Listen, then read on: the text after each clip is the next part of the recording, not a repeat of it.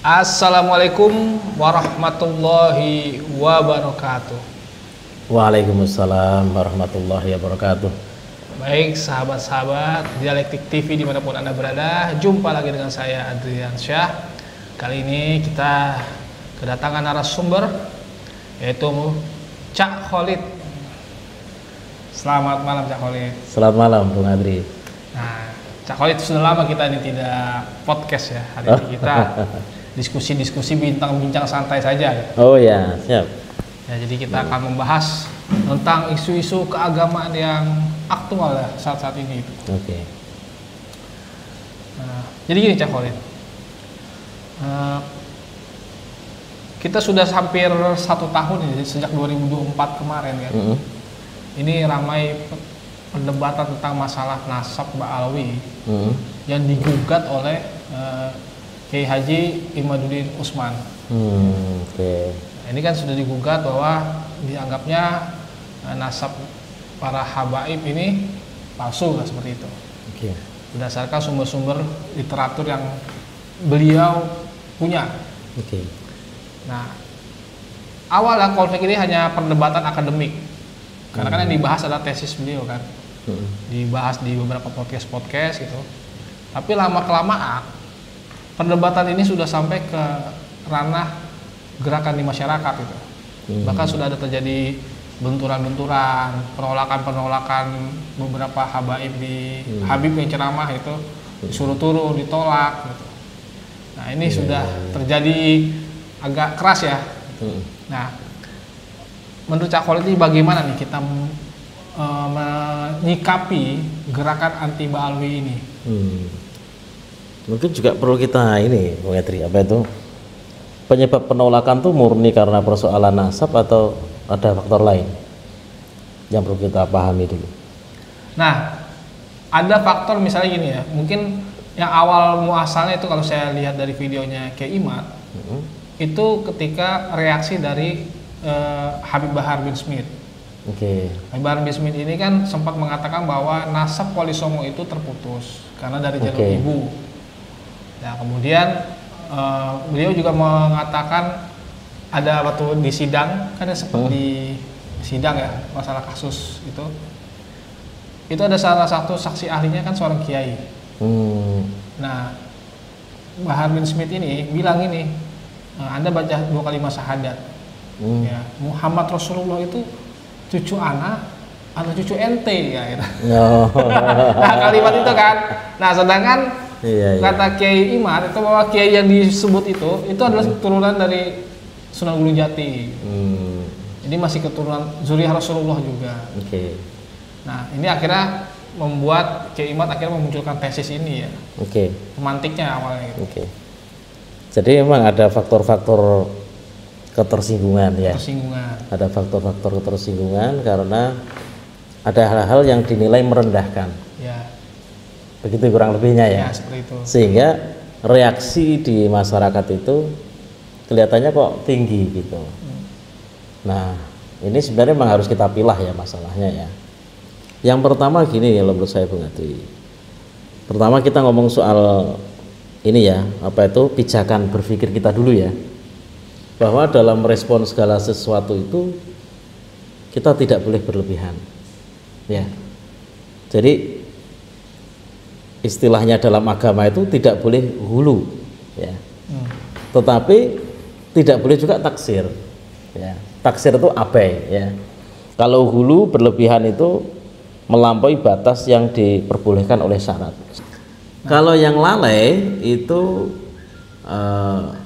kurang dari batas yang diperintahkan oleh syarat. Gitu. Nah, dua-duanya ini tidak boleh gitu. Nah, karena itu sikap kita terkait dengan penolakan terkait nasab terhadap Ba'alawi itu kita harus pas gitu. Nah, ada ayat Al-Quran yang bisa kita jadikan pelajaran, kita jadikan pedoman, yaitu gitu, ya, bahwasanya seorang yang berdosa itu tidak dihukumi berdosa sebab dosa orang lain. Nah, anti Ba'alawi ini lebih cenderung melakukan generalisasi, seolah-olah semua Ba'alawi begitu. Iya. Atau penolakannya itu adalah ke seluruh Ba'alawi gitu. Kenapa tidak kita pilih misalkan siapa yang salah, kesalahannya apa gitu, sehingga ada alasan syariat untuk melakukan penolakan gitu. Tetapi kalau misalkan ke orang-orang yang hanya karena dia bernasab Ba'alawi, kemudian orang itu ya baik, kemudian kita melakukan penolakan-penolakan, apa nanti malah tidak jatuh kepada kezaliman kepada sesama orang Islam gitu. Jadi ini perlu difikirkan secara serius oleh masyarakat yang punya perhatian atau konsentrasi di permasalahan Ba'alawi, isu Ba'alawi ini. Kemudian selanjutnya setelah kita tahu bahwa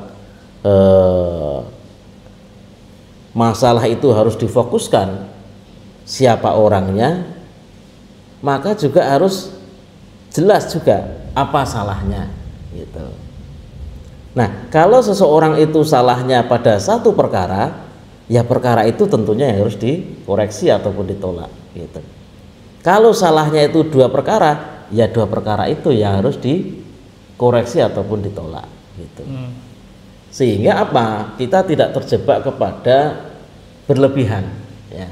Sikap berlebihan yang cenderung malah semacam kayak antipati seperti itu gitu. Nah, ini yang perlu untuk kita detilkan ya. Siapa orangnya, kemudian masalahnya apa gitu. Supaya kita terhindar kepada sikap berlebihan. Nah, itu Bung Adri yang pertama. Kemudian memang juga ada sebagai contoh ya, bahwa ada seorang pengarang kitab yang juga sebenarnya dipelajari di pesantren yang dari kalangan Ba'alawi. Nah, kitab itu namanya kitab Bughyatul Mustarsyidin ya.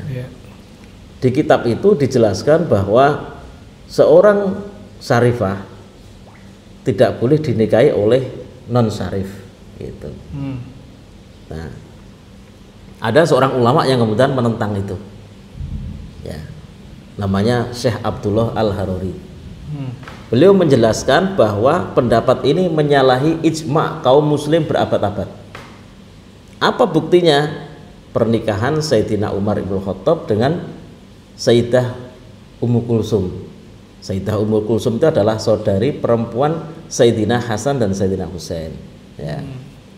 Artinya dulu nggak dipermasalahkan. Kenapa kok tiba-tiba muncul bahwa pernikahan syarifah dengan non syarif itu tidak boleh? Nah, artinya pendapat itu menyalahi ijma yang sudah berabad-abad umurnya kan itu. Nah, ketika kita melakukan penolakan terhadap perkara itu, maka jelas fokus masalahnya gitu. Jadi ketika kita menolak seseorang itu jelas siapa orangnya, kemudian masalahnya apa yang kita tolak gitu. Penolakan harus terukur begitu. Dan dasarnya adalah tetap pada syariat gitu. Karena kita melampaui itu, kita nanti akan terjebak kepada sikap berlebih-lebihan gitu. Itu Bung Adri ya. Nah, ini saya juga mau tanya masalah banyak kontroversi ya di kalangan Ba'alawi. Oke. Nah, kontroversinya misalnya ketika ada seorang habib yang ceramah bahwa 70 ulama alim ya, itu masih kalah ya kan, dengan satu habib yang bodoh gitu. Nah, saya sempat tanya ini maksudnya gimana? Ada seorang habib bilang gini, cerita kata saya, kalau ulama itu kalau dia gila hilang keulamaannya, ilmunya hilang. Tapi kalau habib dia gila, ilmunya hilang tapi habibnya nggak hilang, nasabnya nggak hilang. Iya. Nah, itu salah satu kontroversi. Banyak sekali kan kontroversi yang lain tadi, kayak misalnya tadi Habib Bahar yang mengatakan beliau keturunan kesekian gitu. Padahal kalau dilihat rentangkan waktunya itu sudah melebihi gitu kan. Lalu juga nasab Wali Songo yang dari itu sudah tidak ada keturunan Wali Songo karena sudah jalur ibu gitu. Jadi gini Bung Adri, kalau misalnya kita ini kita jawab dengan akal sehat ya, bahwa kalau seorang Habib itu bodoh, berarti kan dia nggak ngerti ilmu agama. Kalau dia nggak ngerti ilmu agama, berarti dia tidak bisa bertakwa. Karena bertakwa itu harus dengan ilmu. Gitu. Dia nggak bertakwa berarti. Karena bodoh itu kan ya. Bodoh nggak ngerti caranya bertakwa kan itu. Apa bisa orang tidak bertakwa lebih lebih mulia daripada orang yang ngerti caranya takwa kan itu kan ya. Itu. Jadi otomatis itu secara akal sudah tertolak ya. Sudah tertolak. Nah, orang kemudian berlebih-lebihan dalam hal mengkait-kaitkan kemuliaan nasab ini gitu. Nah, ini memang menjadi istilahnya itu penyakit tersendiri itu ya. Gitu. Jadi dia memunculkan gitu kan ya, memunculkan hal-hal yang dasarnya itu sulit untuk dicari gitu kan ya. Dasarnya di mana? Artinya kemuliaan, orang mengatakan lebih mulia ini lebih mulia itu dasarnya apa gitu kan ya. Apakah Al-Qur'an atau As-Sunnah atau qaul ulama atau apa, atau ijma atau apa kan itu, atau itu diproduksi sendiri kan itu kan ya. Nah, kalau kita merujuk kepada Al-Qur'an, inna akramakum indallahi atqakum ya. Yang paling bertakwa itu adalah yang paling yang paling mulia bagi Allah adalah yang paling bertakwa. Bertakwa harus ada caranya, ngerti bertakwa. Berarti dia harus berilmu. Gitu. Untuk berilmu kan berarti harus alim. Bagaimana orang bodoh bisa bertakwa? Nggak bisa gitu. Itu kalau kita memahami gitu ya. Punya rujukannya gitu ya. Kita merujuk kepada Al-Qur'an, kita merujuk kepada Al-Hadis gitu ya. Itu sudah bisa gamblang sekali ini untuk dipahami sebenarnya. Kalau tadi itu bagaimana tuh, nasab dari ibu putus? Kalau nasab dari ibu putus gitu ya, ini kan sebenarnya ungkapan-ungkapan yang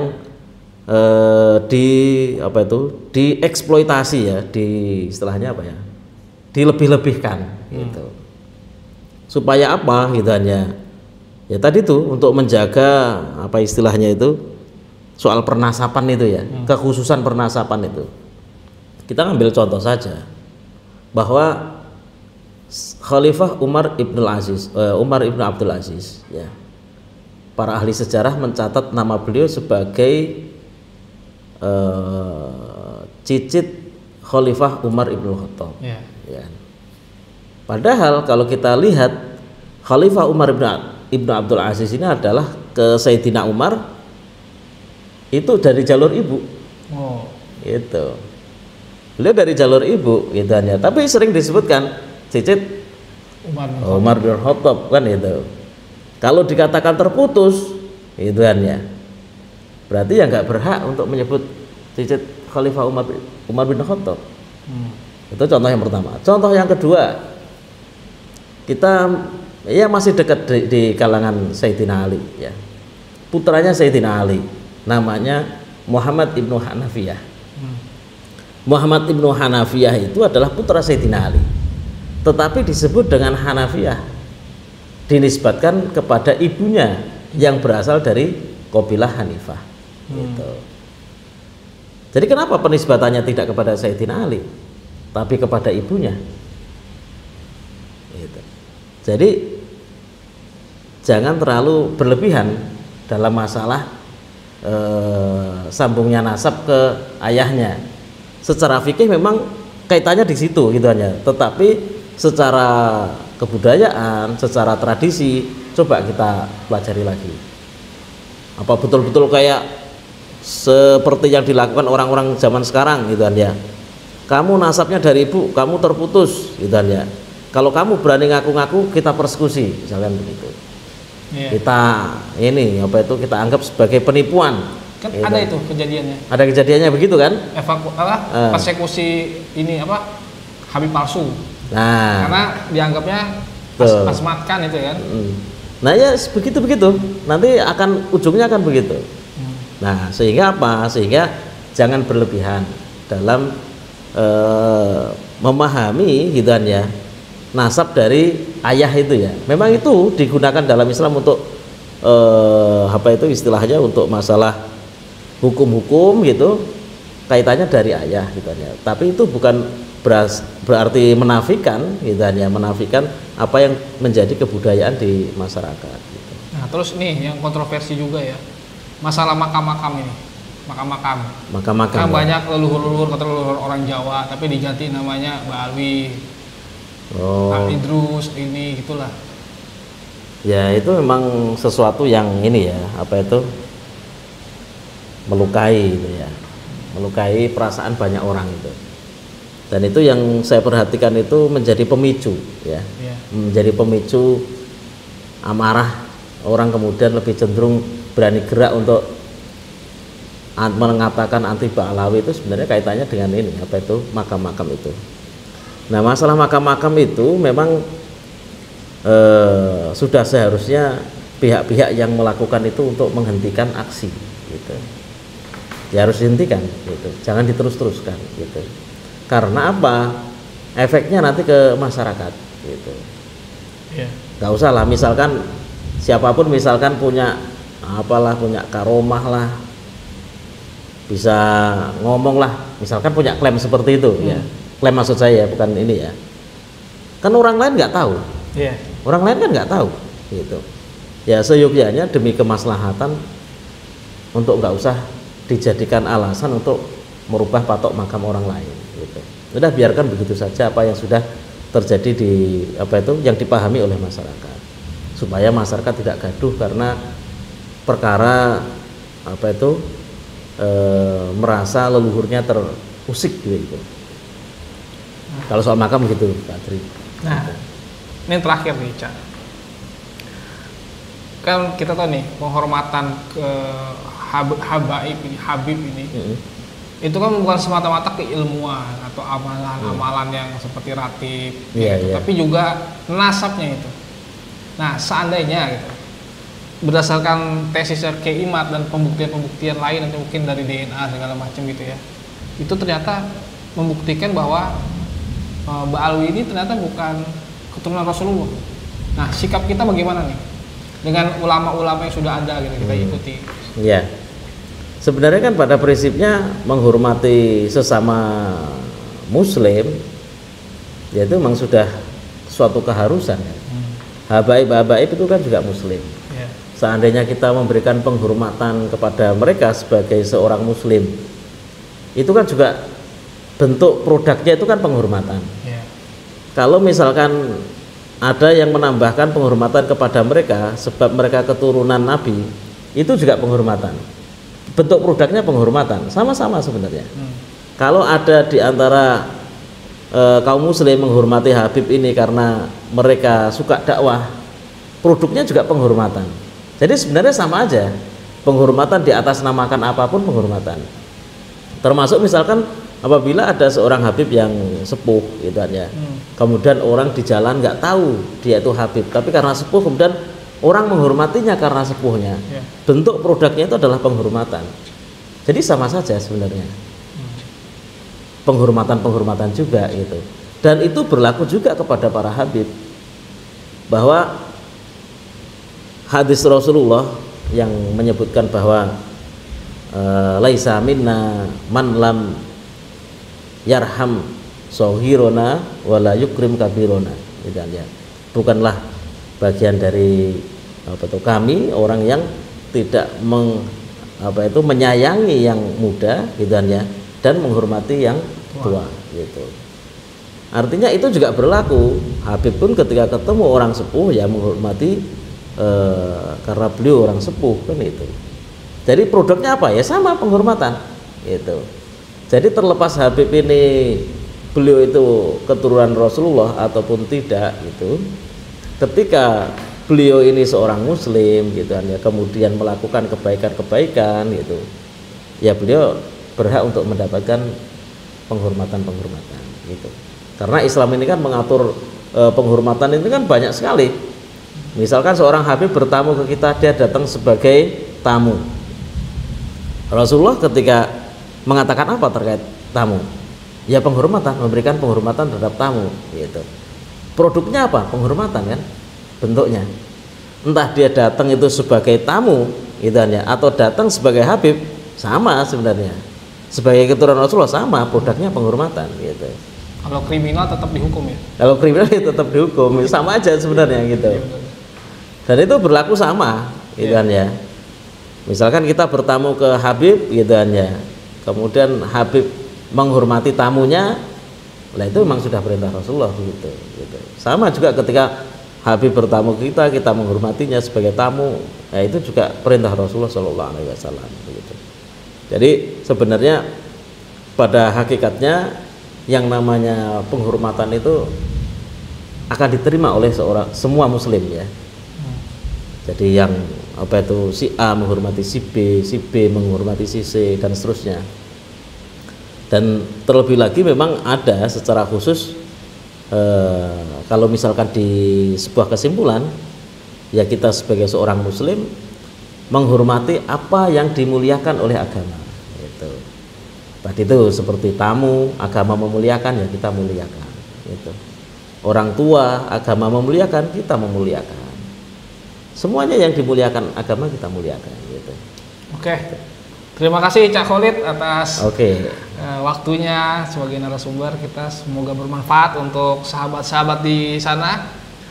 Ya, sekian dari kami Cak Khalid. Ya, jangan lupa sahabat-sahabat like, share, comment, and subscribe channel Dialektik TV. Sekian dari kami. Wassalamualaikum warahmatullahi wabarakatuh. Waalaikumsalam warahmatullahi wabarakatuh.